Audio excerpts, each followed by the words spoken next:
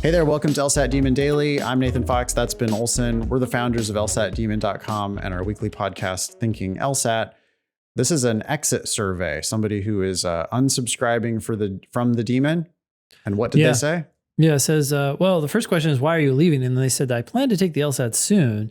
They said they would recommend the demon to a friend, but then when we asked them, what would you change about the demon? They said, I would love to see a review system that compiles all the question types commonly missed in practice sections and tests, such as parallel logic and strengthener questions. This would be good to identify the common keywords or phrases in these questions to better attack the questions. Alrighty, what do you think of that?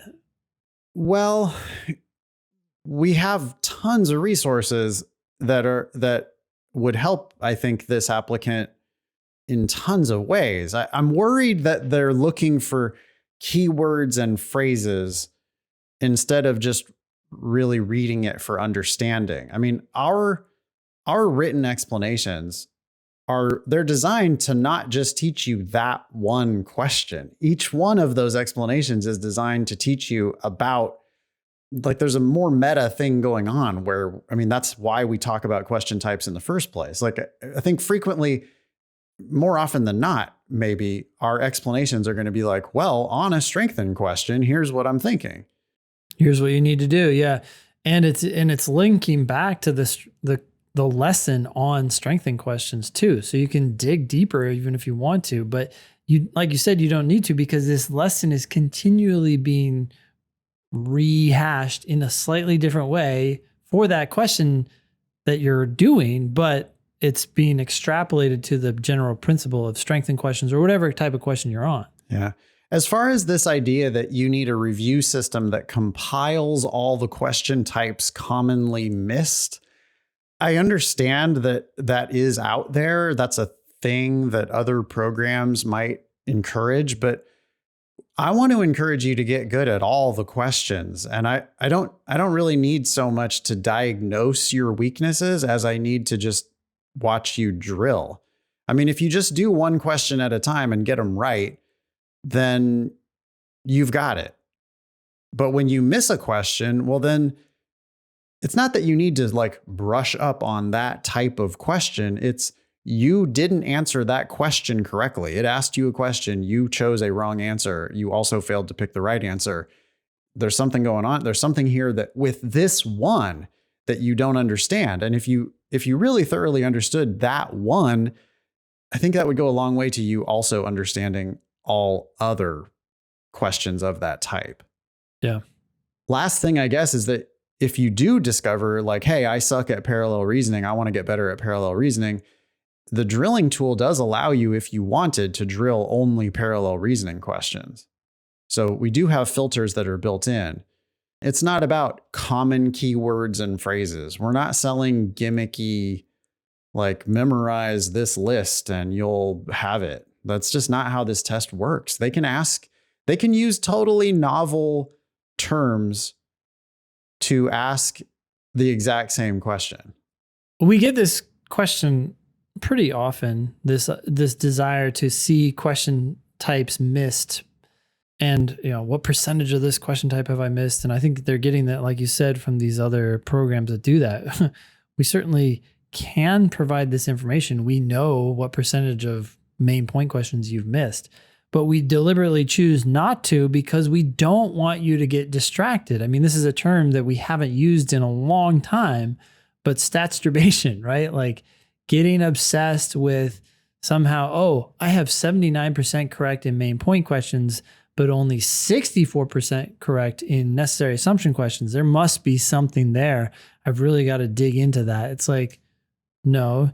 First of all, the demon's going to give you every question that you're struggling with. It's guiding you towards that. So you don't need to think about this. Yeah. And like you said, we want you to come back and focus on the question ahead of you, not these grand lessons or these grand takeaways, which really are kind of meaningless. Yeah. I mean, one other thing about that, the cheesy identification, the cheesy semantics stuff that other prep programs do, it's like predicated on this idea that you're going to have question types that you're worse at and you're going to just skip those. Like they're trying to get you, they're really looking for you to half-ass the test. Like they're looking for you to try to trick the test. And you're just never going to trick the test to, a reasonable score. You're not tricking the test to 165. You're not even tricking the test to 160, right? It's just not possible. You have to actually understand the test.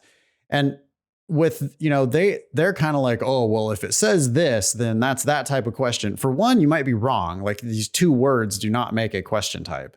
So it could be wrong anyway. And furthermore, what information have you really gained there when they're asking you a literal question? You should be able to answer that question. You should get good at all the types.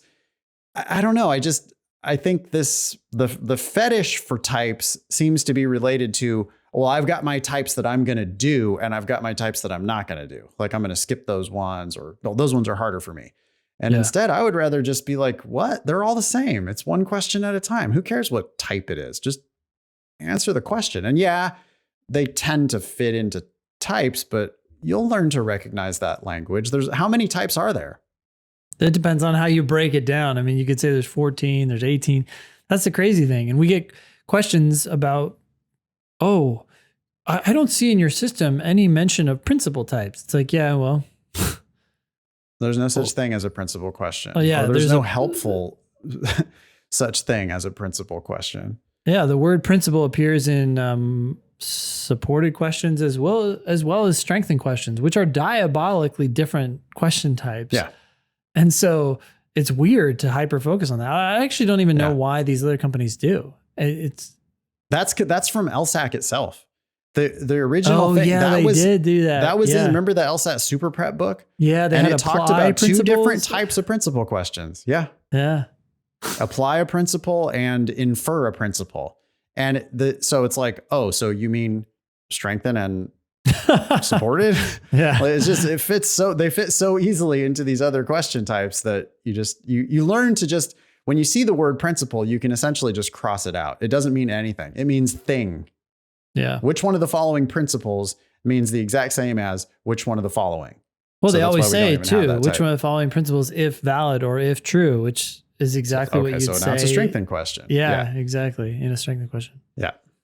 Okay. Anyway, enough of that. Thank you for writing in. Email daily@lsatdemon.com if you'd like to ask us a question or share some LSAT or law school admissions news.